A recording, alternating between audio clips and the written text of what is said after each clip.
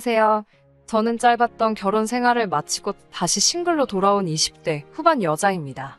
이제는 다 끝난 일이지만 그래도 시아버지의 말 같지 않은 장난 때문에 결국 이혼하게 된 사연을 적어볼까 합니다.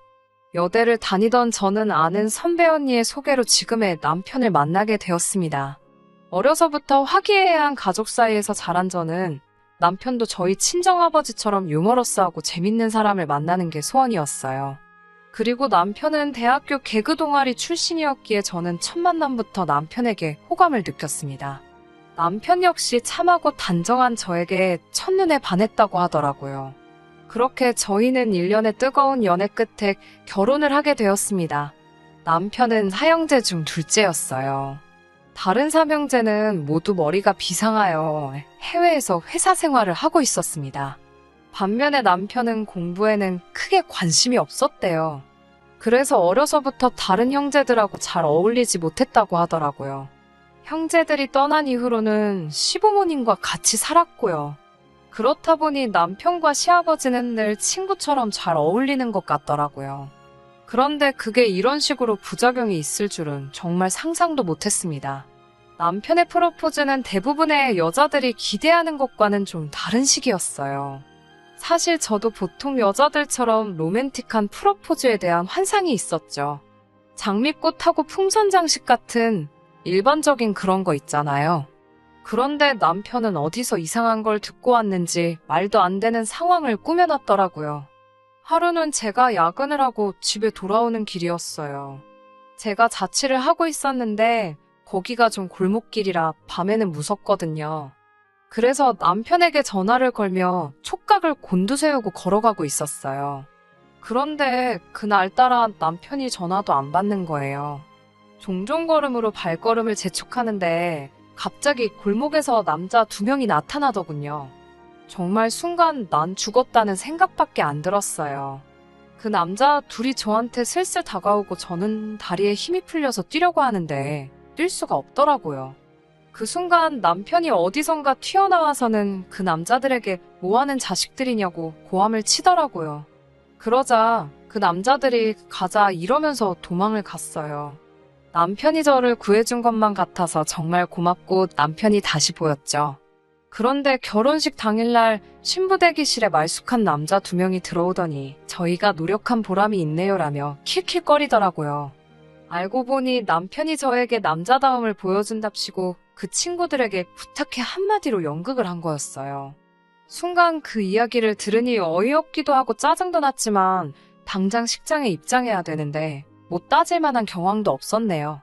남편도 아기가 있어서 그런 장난을 친 건 아니었을 테니 도를 좀 지나친 우리만의 추억 정도로 간직하려고 했습니다. 그런데 결혼 생활이 계속되면서 이게 남편만의 문제가 아니라는 걸 알게 됐어요.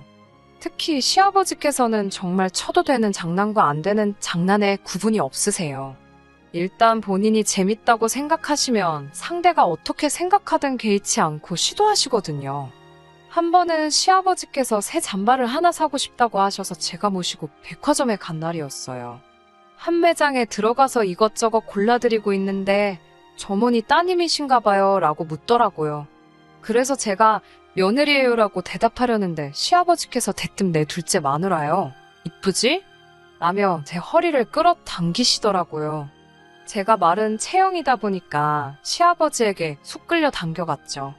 제가 당황해서 아버님 왜 이러시냐고 하자 우리 마누라가 쑥스러움을 많이 탄다며 낄낄 웃으시더군요. 당황한 점원에게 제가 며느리예요. 며느리라며 시아버지 팔을 뿌리쳤어요. 그러자 점원도 난처한 듯 웃으며 아버님이 장난기가 많으시네요. 이러는 거예요. 얼마나 창피하고 짜증이 나던지 집에 돌아와 남편에게 하소연을 했습니다. 하지만 이야기를 들은 남편은 시아버지가 얼마나 제가 예쁘면 그러겠냐면서 알았어. 당신은 내 거니까 우리 아빠한테 손대지 말라고 할게라며 장난처럼 받아넘기더라고요. 또 한 번은 이런 일도 있었습니다. 여느 날처럼 평범한 저녁이었는데 다급한 목소리로 시아버지께 전화를 받았습니다. 저희 남편이 갑자기 심장마비가 와서 쓰러졌다고요. 지금 어디 병원에 있으니까 얼른 오래요. 저는 이게 갑자기 무슨 말은 하늘에 날벼락인가 싶었어요. 집에서 신고 있던 실내화도 제대로 갈아 신지도 못하고 차키랑 핸드폰만 챙겨서 미친 듯이 병원으로 향했습니다. 병원 응급실에 도착해 남편을 찾는데 아무도 모르고 보이지도 않더라고요. 당장 주저앉을 것 같고 손발이 벌벌 떨리는데 갑자기 남편과 시아버지의 목소리가 어디선가 들려왔어요. 그러더니 시아버지가 남편에게 내가 이겼으니 5만 원 내놓으라고 하시더군요. 알고 보니까 제가 몇 분 만에 병원에 도착하는지를 놓고서 둘이 내기를 했더라고요. 제가 둘 다 미친 거 아니냐고 고래고래 소리를 지르니 뭐 이까짓 걸로 그렇게 예민하게 받아들이냐며 대충 미안하다고 장난이었으니까 너도 그만하라고 그러더라고요.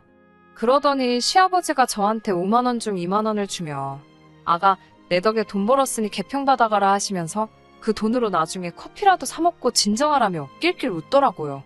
진짜 해도 정도가 있지 이게 뭐 하는 거냐고 제가 남편하고 시아버지에게 계속해서 화를 냈지만 그 둘은 제가 화내는 것마저도 예상이라도 했다는 듯 웃기만 하더라고요. 솔직히 그날 밤새 잠도 못 자고 이 사람들이 정상인가 싶고 내가 또라이랑 결혼을 한 것 같다는 생각도 들었습니다. 하지만 한편으로는 장난이 심하다는 이유로 이혼을 하는 게 좀 지나친 생각은 아닌가 싶기도 했고요. 밤새 고민 끝에 그래도 매사에 처져 있는 사람들보다는 낫지라는 생각으로 한 번 더 참아보기로 했어요. 시아버지께도 전화를 드려 정중하게 저는 그런 장난을 당하면 속상하고 상처를 받는다고 말씀드렸어요. 저한테는 제발 장난치지 말아달라고 말이죠. 그러자 시아버지도 알겠다. 너한테는 이제 그만하마라고 약속하셨고요. 그리고 얼마 전 진짜 더는 용서할 수 없는 그런 일이 있었습니다. 토요일 밤 시아버지께서 전화를 하셨더라고요. 하시는 말씀이 요새 몸도 안 좋고 적적하다며 잠깐 얼굴 좀 비추고 가라고 하시더라고요. 그래서 일요일 아침 일찍 시댁으로 향했어요.